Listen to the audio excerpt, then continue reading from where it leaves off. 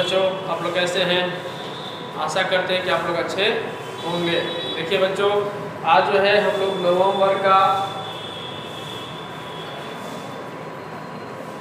भूगोल विषय का दूसरा अध्याय भौतिक स्वरूप का क्वेश्चन नंबर 10 जो कि अंतिम क्वेश्चन है, इसका अध्ययन हम लोग करेंगे। कह रहा है यदि कोई व्यक्ति बद्रीनाथ से सुंदरवन डेल्टा तक गंगा नदी के साथ साथ चलता है तो उसके साथ रास्ते में कौन कौन सी स्थलाकृति आएगी। देखिए बच्चों, पहले आप लोग जानिए कि बद्रीनाथ क्या है, ठीक ना।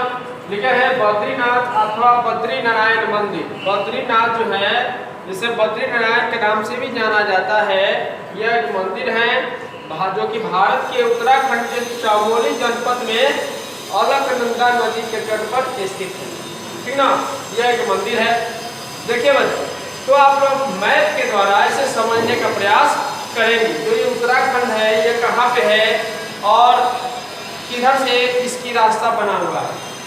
तो ये जो है आप लोग जानते हैं कि भारत के उत्तरी दिशा में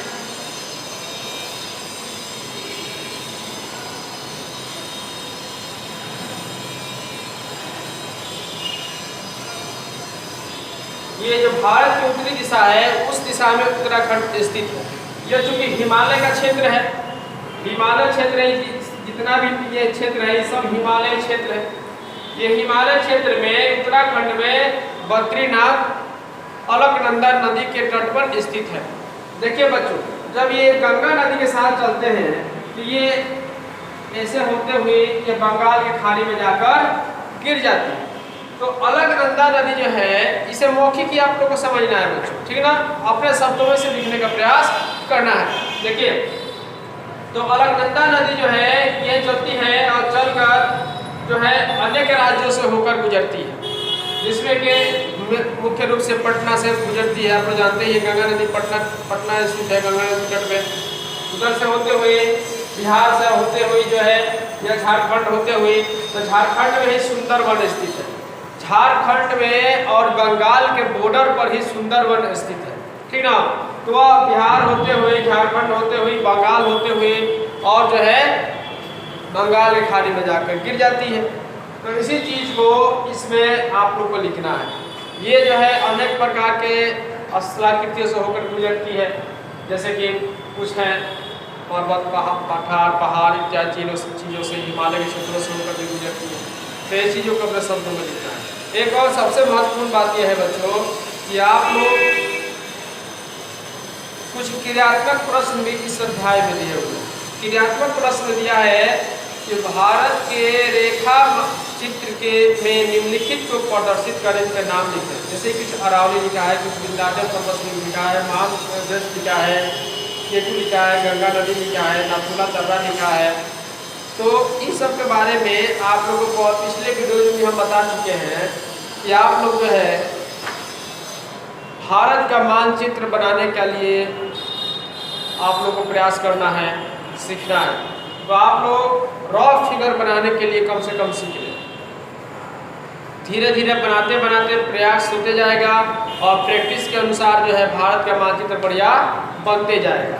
आप लोग जो है पहले कम से कम भारत का मानचित्र रॉ बनाना सीख लेंगे, तो इसमें आप लोग आसानी से मैप के द्वारा दर्शा सकते हैं, समझ सकते हैं, ठीक ना। तो अब जो है इस अध्याय में कुछ बचा नहीं है, तो इसलिए हम लोग जो है इसका तीसरा अध्याय अपवाद तंत्र की ओर चलते हैं। इससे पहले आप लोग नोट कर लीजिए।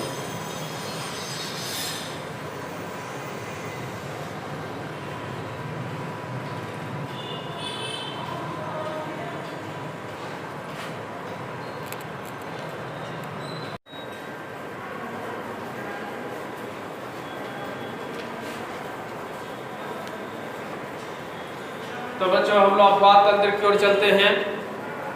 ये जो है भूगोल का तीसरा अध्याय है। पहले अपवाद तंत्र के अफवाह के बारे में हम लोग जानेंगे, अफवाह क्या है। उसके बाद जो है आगे की तरफ हम लोग रुख करेंगे। देखिए बच्चों, कह रहे हैं अफवाह, तो यह क्या हुआ है, अफवाह का अर्थ जल प्रवाह से है।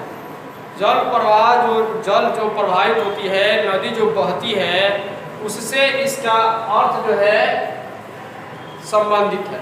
ठीक ना। तो अफवाह का अर्थ जल प्रवाह से है।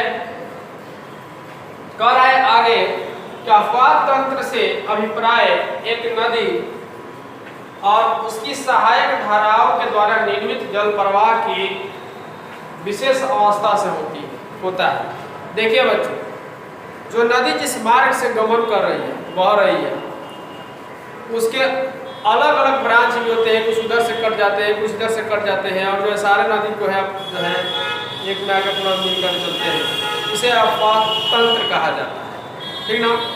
तो सहायक धाराओं की जो निर्मित होती है और जो बहती है और जो पूरा एक साथ मिल जाती है, नदियों को अफवाह तंत्र के नाम से जाना जाता है। देखिए बच्चों, अब सवाल उठता हुआ कि नदी क्या है। तो नदी का अर्थ लिखे हैं, नदी धरातल पर बहने वाली जलधारा है। माने पृथ्वी पर धरातल पर नदी जो है बहने वाली क्या है, तो जलधारा है, जिसका उद्गम किसी स्रोत, हिमानी स्रोत या धरातल पर एकत्र वर्षा जल से होता है। तो ये जो नदी है किसी हिमानी स्रोत माने हिमालय से या किसी वर्षा के जल के स्रोत से उत्पन्न होती है, उसे नदी कहा जाता है। इसे आप लोग एयर के कॉपी में लिखेंगे।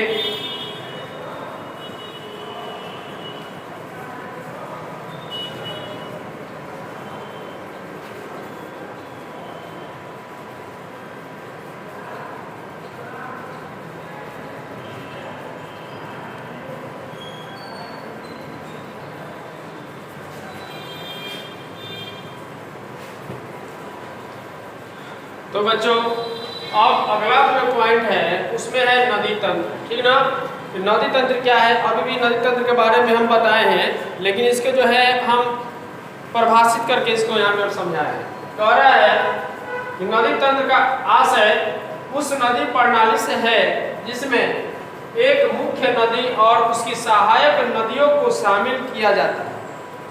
मैंने एक नदी तो है ही, और उस नदी के साथ अनेक नदियां जो है, मैंने एक से ज़्यादा नदियां जो है आकर उसमें नदियों में मिलती हैं अलग अलग क्षेत्रों से। समझ में आ रहा है ना।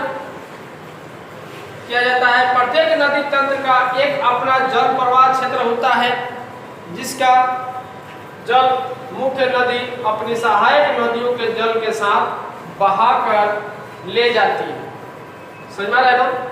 तो नदियाँ जो है, एक नदी बह रही है, उस नदी के साथ साइड से और भी नदी आके जो है उस नदी से मिल जाती है, जिससे कि नदी तंत्र के नाम से जाना जाता है। समझ में आ रहा है। अगला क्या है, डेल्टा। डेल्टा क्या है, डेल्टा क्या है, नदी का वह अवसाद अभाव युक्त मुहाना जिसकी आकृति त्रिभुजाकार या चिड़िया के पंजों की तरह होती है, डेल्टा कहलाती है। देखिए बच्चों, एक आप लोगों को बात बताते हैं, किताब से हटकर इसको जो है किताबी लैंग्वेज से हटकर आपको समझा रहे हैं डेल्टा क्या होता है।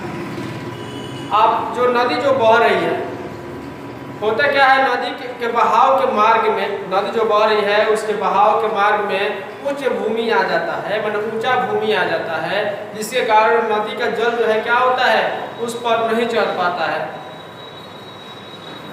क्योंकि हिमालय क्षेत्र से जब नदियाँ निकलती हैं तो उसकी धारा क्या होती है, तीव्र होती है, क्योंकि वह जब ऊंचे स्थानों से नीचे की ओर आती है। लेकिन जब मैदानी क्षेत्रों में जब नदी की जल प्रवाह होती है तो यह जो नदी की जलधारा होती है धीरे धीरे मंद होते चले जाती है, और मंद होते चली जाती है, और आगे चलकर जब ये उच्च भूमि जब मिलती है तो नदी की जलधारा क्या होती है, उच्च भूमि पर नहीं भेद पाती है, नहीं चढ़ पाती है, जिसके कारण वह उस भूमि को छोड़कर साइड से गुजरती है।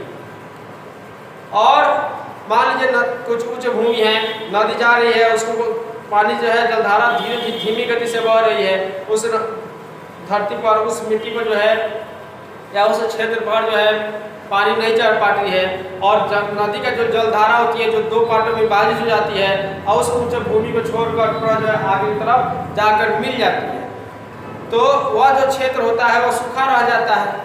लेकिन दोनों साइड से नदियाँ का जल क्या होता है, जलों से वह क्षेत्र घिरा रह जाता है, तो उसी को डेल्टा कहा जाता है। क्योंकि वह जो क्षेत्र है दोनों साइड के नदी के जल से वह क्या होता है, संपर्क बनाता है, जिसके कारण उसमें हरा भरा रहता है, उसमें जल की जो मात्रा होती है पर्याप्त मात्रा उसकी मिट्टी में मौजूद होती है। तो उस क्षेत्रों में हरा भरा होता है, उन क्षेत्रों में पेड़ पौधे जो है बहुत ही ज़्यादा हो जाती है, उसे डेल्टा के नाम से जाना जाता है। डेल्टाई क्षेत्रों में वन जीव जो है अधिक पाए जाते हैं, क्योंकि वह अपने आप को सुरक्षित महसूस करते हैं और उनके रहने में जलवायु भी मिल जाती है। खाने के लिए जो है अनेक प्रकार के जीव जंतु जो एक दूसरे पर निर्भर है वह भी वहाँ पर अधिक मात्रा में पाए जाते हैं। तो ये डेल्टा कहलाता है। डेल्टा का सबसे अच्छा उदाहरण सुंदरवन है, जो कि झारखंड और बंगाल के बॉर्डर पर स्थित है। ठीक ना। तो हम लोग आज के लिए इतना ही रहने दे रहे हैं। अगले वीडियो में इसकी विस्तृत रूप से हम लोग चर्चा करेंगे और मुख्य बिंदु पर ही अभी आगे की तरफ हम लोग चलेंगे। तो आप लोग इस अध्याय को घर पे भली भांति पढ़ेंगे और इसे पेन कॉपी में लिखेंगे और इसे याद भी करेंगे। तो आज के लिए इतना ही। जय हिंद, जय भारत।